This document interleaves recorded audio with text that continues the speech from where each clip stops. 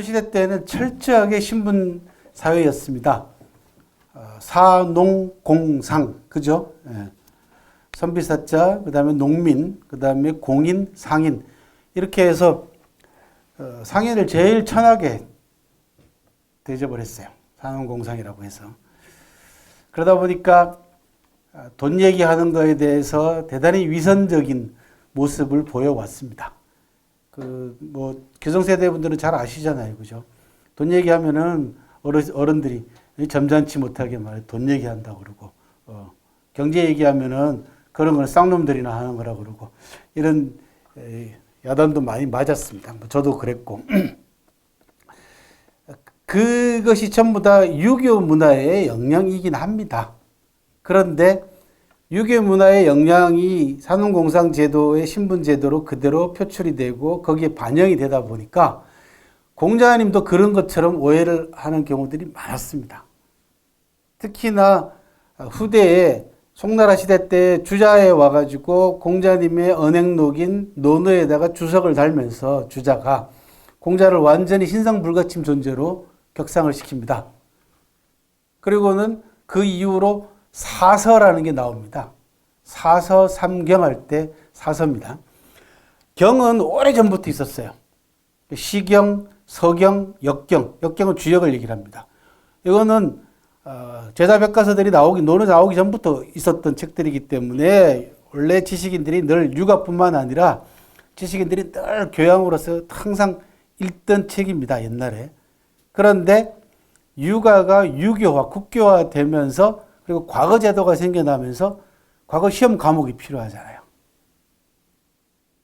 그게 송나라 때 들어와가지고 논어, 맹자, 중용, 대학을 사서로 묶어가지고 과거 과목으로 필수 과목으로 등장시킴으로써 바이블이 돼버린 겁니다. 유교의 바이블이 됐어요. 삼경과 더불어서. 그래서 사서 삼경이라는 얘기가 나오고, 그리고는 주의라는 사람은 주자학이라는 나름대로의 학문 체계와 철학 체계를 만들어내면서 요 네 개의 책에다가 논어, 명자, 중용, 대학에다가 주석을 답니다. 주자가 스스로 주석을 달아요. 그게 사서 집주라는 겁니다. 주석을 달면서 공자님을 마치 화장실도 안 가는 신성불가침 존재, 그죠? 예. 사람이 아닌 신처럼 묘사를 해버립니다. 그렇게 해서 공자가 교조화되고 굉장히 경색화됩니다. 그리고 조선시대 때는 그 주자학을 국시로 받아들이지 않습니다.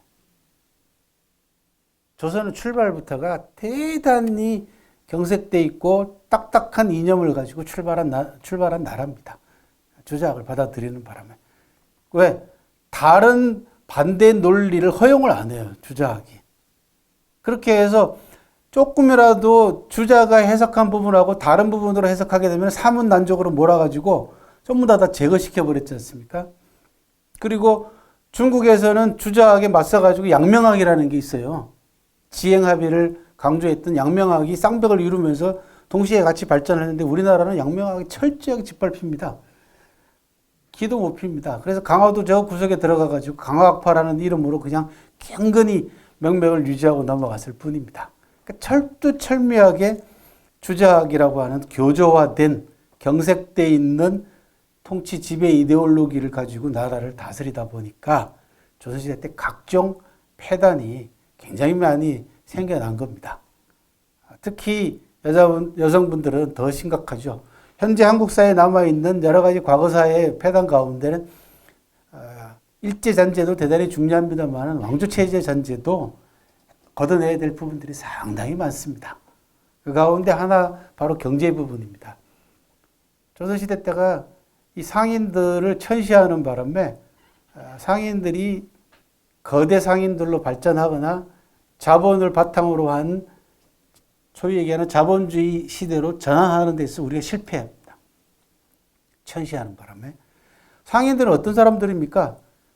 천하를 돌아다니면서 세상을 돌아다니면서 각종 새로운 정보들을 물어와가지고 전달해주는 역할을 하는 사람입니다. 단순하게 물건만 파는 사람들이 아닙니다. 그래서 상인들의 주머니나 상인들의 이 출장 가방 속에는 세상이 들어있다. 그런 얘기 하는 거 아닙니까? 왜? 가서 항상 최첨단의 사람들을 만나고 가장 앞서가는 기술들을 눈으로 확인하고 또 가장 먼저 나온 신기술들을 먼저 목격하고 새로운 상품들을 먼저 사가지고 먼저 써보는 사람들입니다. 그래야지 자기 비즈니스 활용이 그만큼 윤활하게, 원활하게 이루어지고 또 효과적으로 이루어지기 때문에. 근데 이거를 500년 동안 억눌러 놨단 말이죠. 그래서 오늘 이 시간에는 마치 공자님이 상인을 굉장히 천시한 것처럼 오해를 많이들 하고 있는데 그 부분을 좀 깨보는 의미에서 공자 경제를 말하다라는 제목으로 말씀을 드릴게요. 최근 들어와가지고 2500년 만에 공자님이 공산당 회의석상에서 소환됐습니다.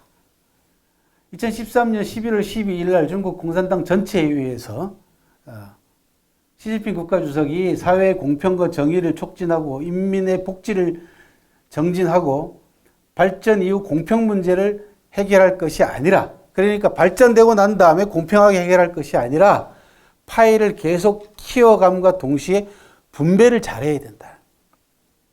그러니까 지금 아쉬운 대로 이만큼 100원을 벌었으면 100원을 다 같이 나눠서 가져야 된다. 지금 이제 우리 소득 성장 얘기하잖아요.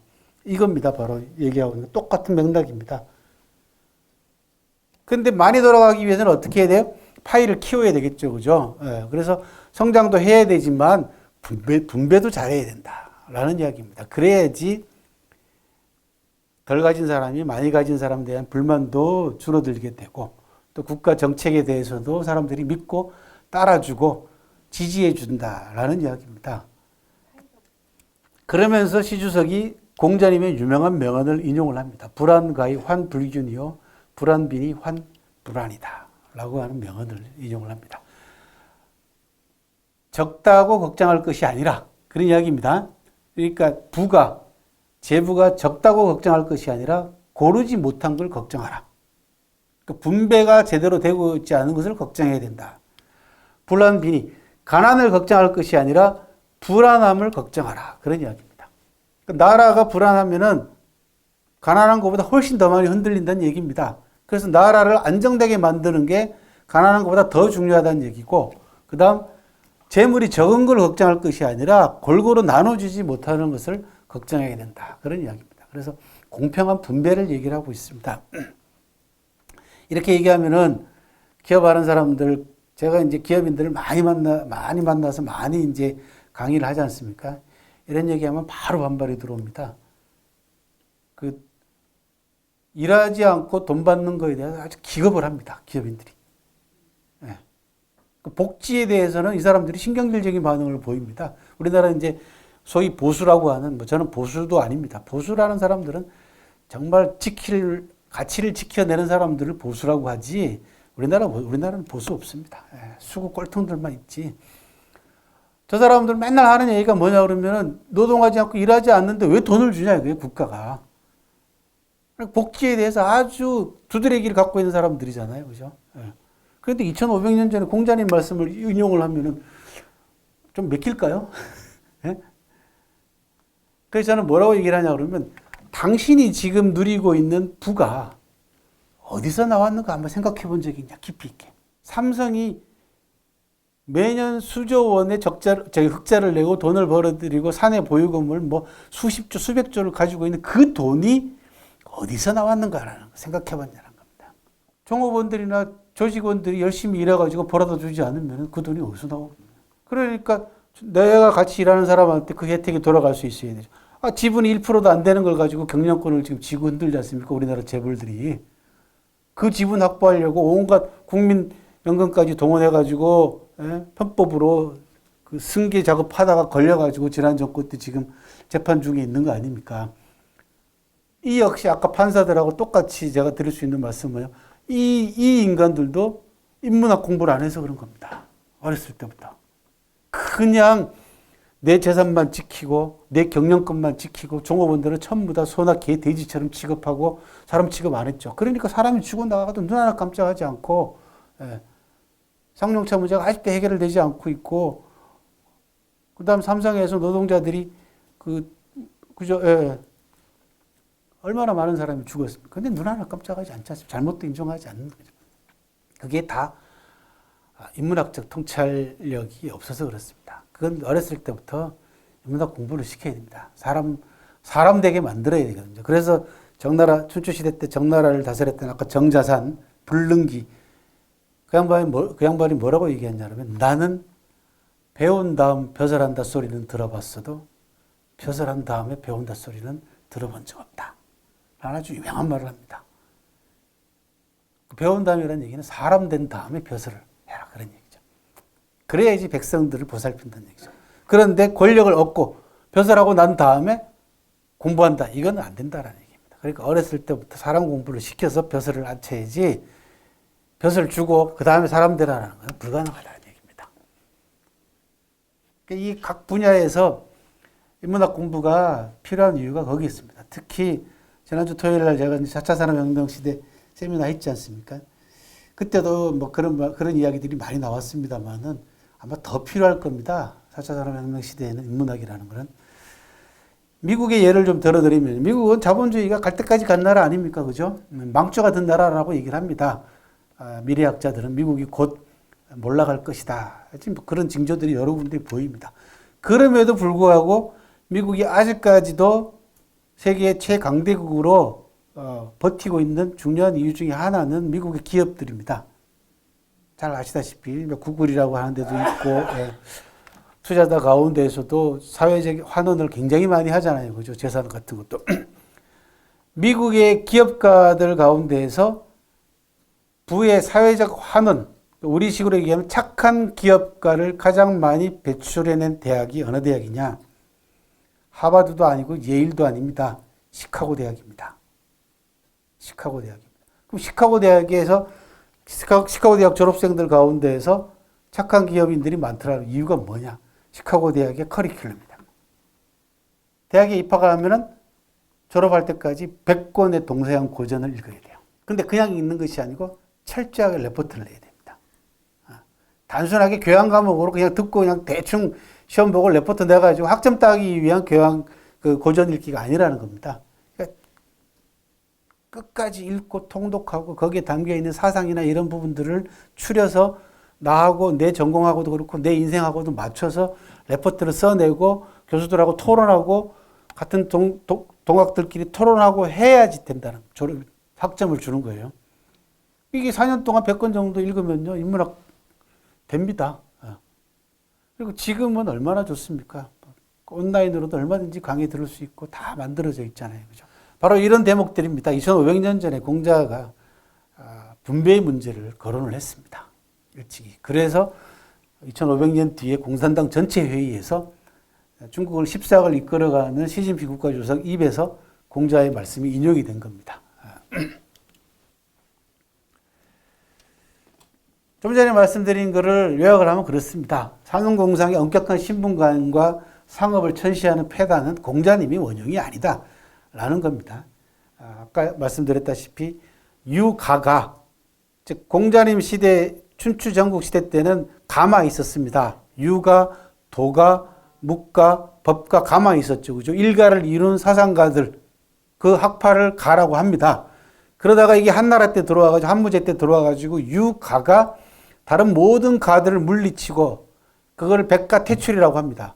백가들을 전부 다 내쫓고, 유가만 떠받듭니다. 유가의 철학과 유가의 사상만 국가 지도 이념으로 이데올로기로 떠받들어요. 그럼 이제 뭐가 됩니까? 유교가 되어버린 겁니다.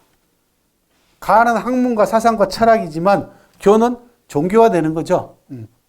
그러다 보니까 공자님이 교조화되는 거예요. 교주화되는 겁니다. 인간 공자가 마치 신처럼 떠받들어지고 종교의 교주가 되어버렸어요. 그리고 아까 말씀드린 대로 주자가 사설을 성경처럼 바이블로 떠받들어서 과거 과목으로 편입을 시킴으로써 과거 시험에 합격하기 위해서는 육법 전서 외우는 거하고 똑같은 겁니다. 그것만 딸딸딸 외워, 사서 성경만 딸딸딸 외워가지고 모범 답안 작성하면은, 그러다 보면 자연스럽게 시험관하고 고시생하고 친분 관계가 형성이 되죠. 스승과 제자 관계가 되는 거예요. 쉽게 얘기하면은 서울대학교 교수가 가야 하는 겁니다.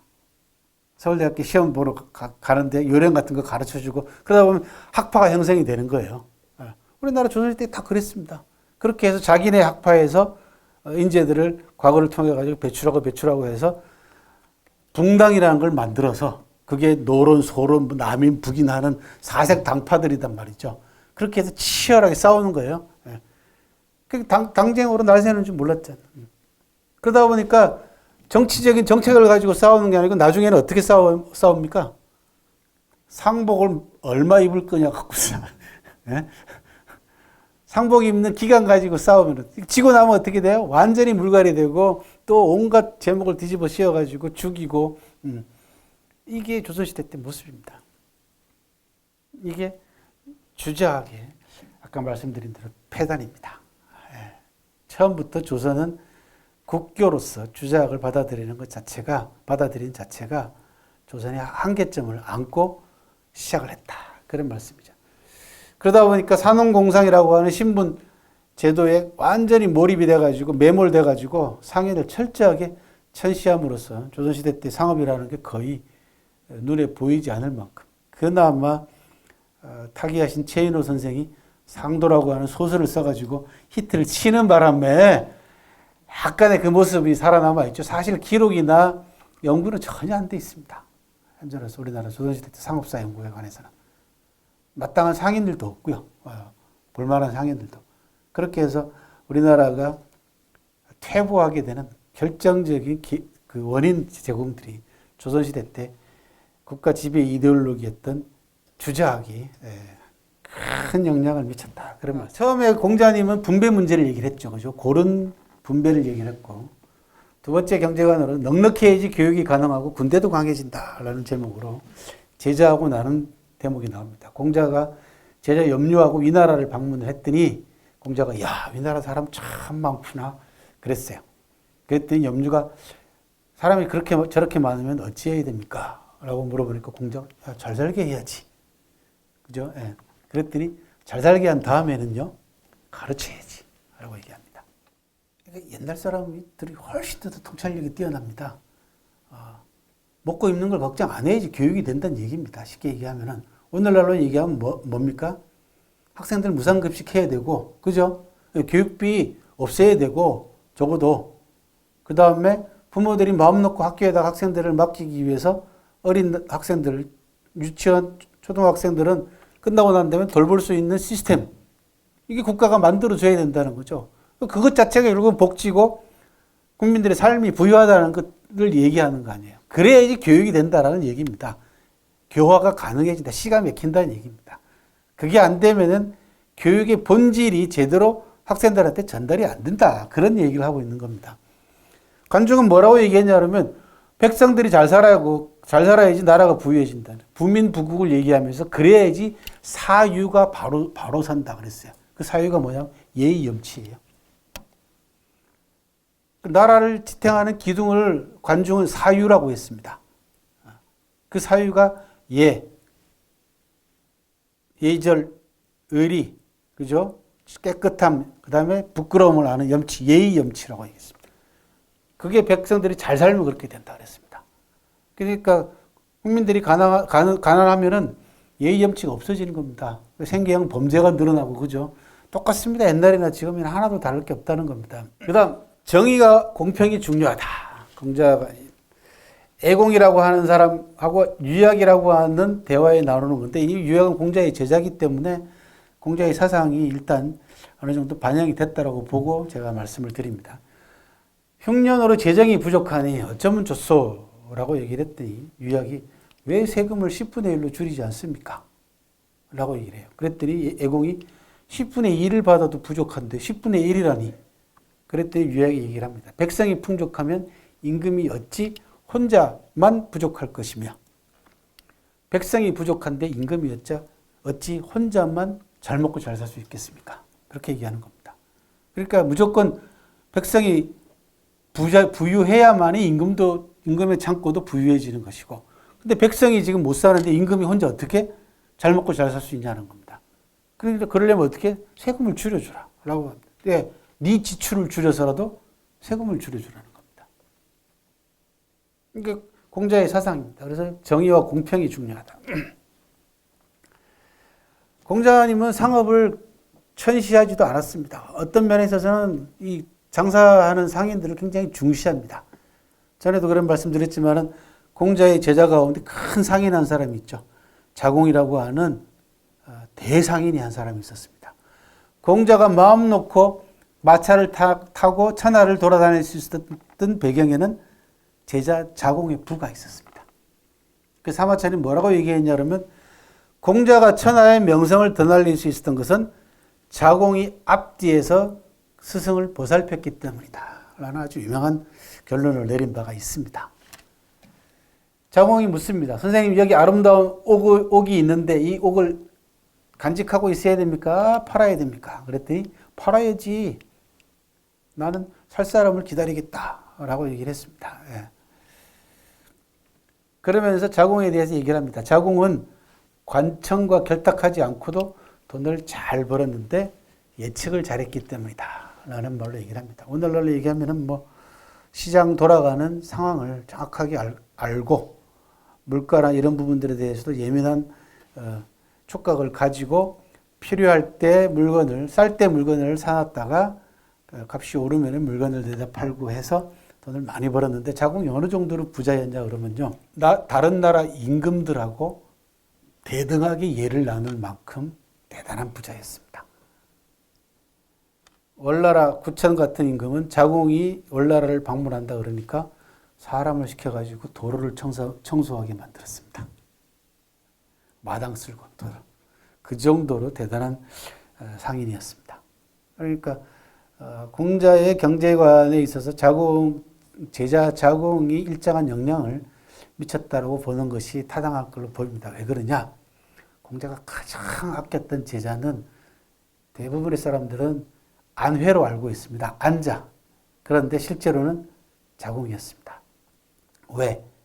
공자가 세상을 떠나기 전에 공자 세가에 보면은 공자가 병이 깊이 들어가지고 더 이상 가망이 없을 때 공자가 죽질 못하고 누구를 기다립니다. 누구를 기다리는? 자공을 기다립니다. 그 자공이 스승을 찾아오니까 왜 인제 왔냐 이놈아. 그렇게 얘기를 합니다. 그랬더니 자공이 이런저런 일이 있어서 늦었습니다. 스승님 그랬더니 앉아봐라. 내가 이제 가야 될 때가 된갑다. 하고 유언을 남기고 7일 만에 세상을 떠납니다. 그러니까 공자의 마지막 임종을 지킨 사람이 누구냐 하면 자공입니다. 임종을 지킨 게 문제가 아니라 공자가 자공을 기다렸다는 거죠. 그리고 공자가 세상을 떠난 다음에 다른 제자들은 3년상을 지냈는데 자공은 6년상을 지냅니다. 공자는 무덤 옆에다가 여막을 쳐서 6년상을 지냅니다. 논어에 가장 많이 등장하는 사람이 누구냐? 자공입니다. 공자 세가하고 사기에 나오는 중리 제자 열전, 공자의 제자들에 관한 열전 가운데 가장 많은 분량을 차지하고 있는 사람이 누구냐? 자공입니다. 그래서 저는 뭐라고 얘기하냐면 논어도 자공이 주도해서 편찬했을 것이다. 왜? 돈이 있으니까. 그죠? 그럼 6년 동안 스승의 무덤을 지켰다는 얘기는 뭐냐 그러면 매년 제사 때 되면 전국으로 탁 천하에 흩어져 있던 제자들이 올 거 아닙니까? 그러면 이 제자들 먹고 재우고 다 해야 되잖아. 누가 해?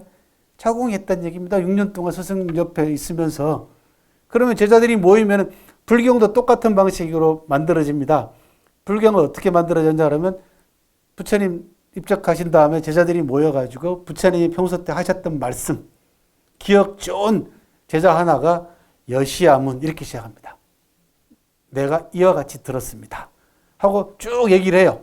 그러면 여러 제자들이 있다가 그 대목은 그게 아니고 이렇게 말씀하신 것 같다. 그러면 또 옆에 있는 제자들이 그게 맞겠다 해서 다수결로 해가지고 부처님 말씀, 그게 경입니다.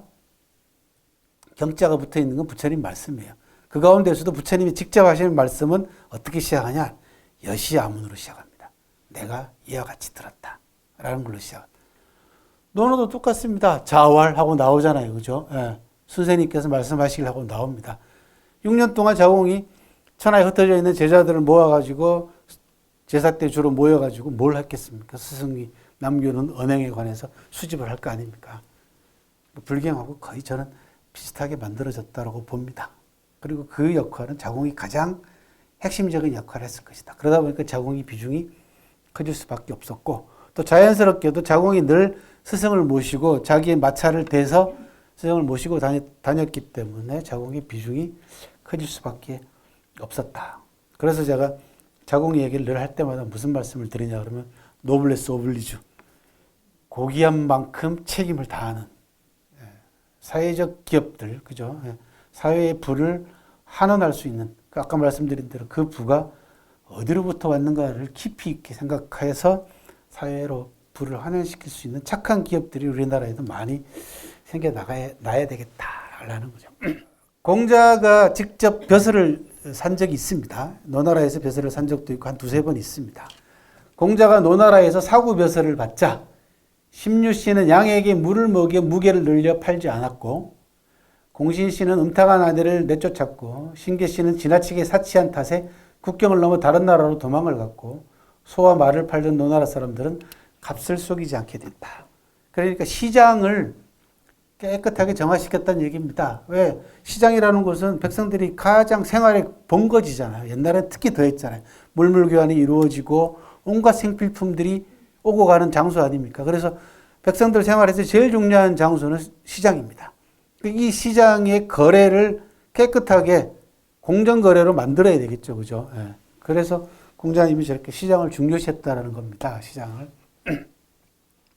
순자에 나오는 대목입니다. 그렇게 해서 육아에서 나온 경제적 이익과 그 다음에 우리로 얘기하면 정직, 그죠? 예. 물건값을 속이지 않는 정직함, 그 다음에 의리, 이런 것들을 결합시키는 의리관이라는 게 나옵니다. 이익과 의리를 어떻게 결합할 거냐. 그래서 제가 말씀드린 대로 이익과 의리는 원래 육아에서는 별개가 아니다는 얘기입니다. 그 대신 견리사이하라. 이익이 눈앞에 보이면은 의로움을 먼저 생각하라. 저 이익이, 내가 지금 눈앞에 보이는 이익이 올바른 이익이냐, 정당한 이익이냐 아니다를 생각하라는 얘기입니다. 그래서 정당하게 돈을 벌어라는 얘기입니다. 이게 의리관입니다. 육아에. 견득 사이도 마찬가지입니다. 얻을 수 있는 게 눈앞에 보이면 먼저 의로움을 생각해라. 그러면서 육아에서 뭐라고 얘기해요? 선의 후리. 먼저 의로움을 추구하고 난 다음에 이익을 따져라 라는 이야기입니다. 이의 재리. 의로움을 가지고 이익을 통제할 줄, 컨트롤할 수 있어야 된다. 그런 이야기입니다. 그러니까 이익이라고 해서 막 달려가가지고 돈 생긴다 해서 마구 그냥 긁어 모으거나 취하지 말고 저 이익이 정당한 거 아닌가를 먼저 깊이 있게 생각한 다음에 취하라. 그런 얘기입니다. 이런 육아의 의리관을 받아들여가지고 중국의 화교 상인들은 최근 들어와서 90년대 들어와서 새로운 상인의 모델을 만들어냅니다. 그게 유상이라는 겁니다. 유학자 할 때 유상입니다. 네. 그 다음에 상인상자입니다. 그러니까 육아의 가르침과 육아의 윤리 도덕과 경제적으로 이익을 추구하는 상인이 결합한 겁니다. 그러니까 유학자하고 상인이 결합한 겁니다. 육아에서 가르치는 좀 전에 말씀드린 이거 신용은 의리에 가깝다. 그 다음에 삶과 신용이 있어야 된다. 그 다음에 그 말에는 반드시 믿음이 있어야 된다. 그 다음에 먼저 공부한 다음에 선유후고, 그거는 장사를 얘기합니다. 먼저 공부한 다음에 나중에 장사하거나 또는 먼저 장사를 하더라도 나중에 육아의 가르침을 공부하라. 그런 이야기입니다. 그래서 인문학적인 소양으로 무장되어 있는 현대 상인들, 중국 상인들을 유상이라고 부릅니다. 얼마 전에 홍콩에 그 유명한 상인 가운데 한 사람이 리자청이라고 있습니다. 이가성이라고 하는 사람이 세계 100대 부자 가운데 한 사람입니다. 이 사람이 90세로 이제 은퇴를 했어요. 은퇴를 했는데 이 사람이 중국의 현대 상인들, 화교 상인들 가운데서 유상의 대표적인 인물로 꼽습니다. 그렇게 해서 중국의 대륙에서 지금 젊은 상인들이 얼마나 많이 나옵니까? 그리고 지금 며칠 전에 흥미로운 뉴스 하나가 나왔죠. 알리바바의 마윈이 은퇴하겠다는 거 아닙니까? 이런 인문학적인 가르침들, 이런 윤리 도덕적인 부분들, 또 그 중국의 젊은 상인 사업가들을 인문학적으로 뒷받침해주는, 사상적으로 뒷받침해주는 컨텐츠들이 중국이 갖고 있기 때문에 유상이라는 개념이 나왔고, 자기들도 알게 모르게 이런 형태의 가르침으로부터 영향을 많이 받는 겁니다. 그래서 자기들도 현대 중국의 상인들도 최종 목표가 뭐냐면 유상이라고 하는 저 호칭을 듣고 싶은 겁니다. 그래서 중국이 경제가 우리보다도 여러 가지 면에서 앞서가는 부분들이 많습니다. 첫 번째는 중소기업 숫자가 우리보다 월등히 많고요. 인구 대비로 해서도 그렇고.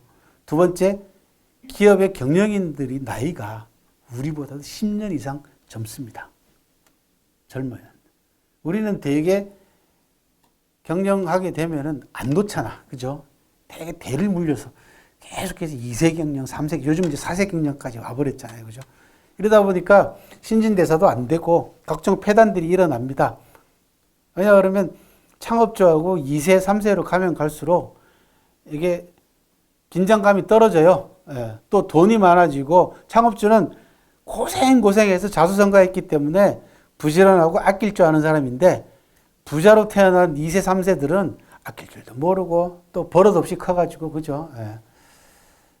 우리나라에 그런 그룹이 하나 있죠, 그죠? 대표적인 그룹이 예.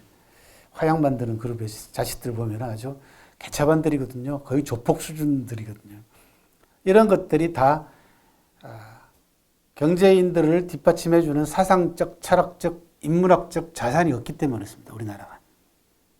그래서 우리도 좋은 거는 갖다가 벤치마킹하고 아웃소싱 해야 되지 않겠습니까? 그래서 제가 빨리 저는 일찌감치부터 책도 그런 책을 냈고 대륙의 도상이라는 책을 내서 우리나라 기업인들한테 이런 육아의 좋은 덕목들, 신용이라든지 의리라든지 그다음에 속이지 않는 거라든지 이런 것들을 덕목들을 접목을 해서 중국보다도 더 중국의 유상들보다도 더 유상다운 상인들을 우리 쪽에서도 배출해내면 아까 말씀드린 대로 우리나라 기업들의 사회적 책임감, 도덕적 책임감 이런 부분들로 더 이상 시비는 없을 걸로 봅니다. 부라는 것이 구에서 얻을 수 있는 것이라면 내가 비록 말채찍을 잡더라도 그거 하겠다. 하지만 구에서 얻을 수 없는 것이라면 나는 내가 하고 싶은 일을 할란다. 라는 아주 유명한 말을 합니다.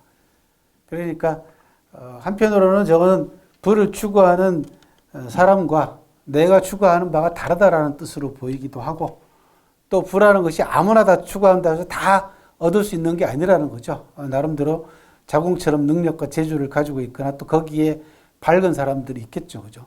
하지만 구해서 얻을 수 없는 거라 그러면은 굳이 그 방면으로 나서지 말고 내가 하고 싶은 걸, 네가 하고 싶은 걸 하라는 얘기입니다. 그래서 나는 내가 하고 싶은 걸 할란다. 정당한 방법으로 부를 추구하고 그 다음에 부에 대한 감각과 그 다음에 부에 대한 관심과 능력이 있는 사람, 이런 사람들이 부를 추구하되 올바른 윤리 도덕으로 무장을 하고 인문학으로 무장을 해서 부를 추구해야만이 나쁜 사람, 탐욕스러운 상인이 되지 않을 수 있다. 그런 경고를 2500년 전에 이미 공자가 남긴 바가 있습니다.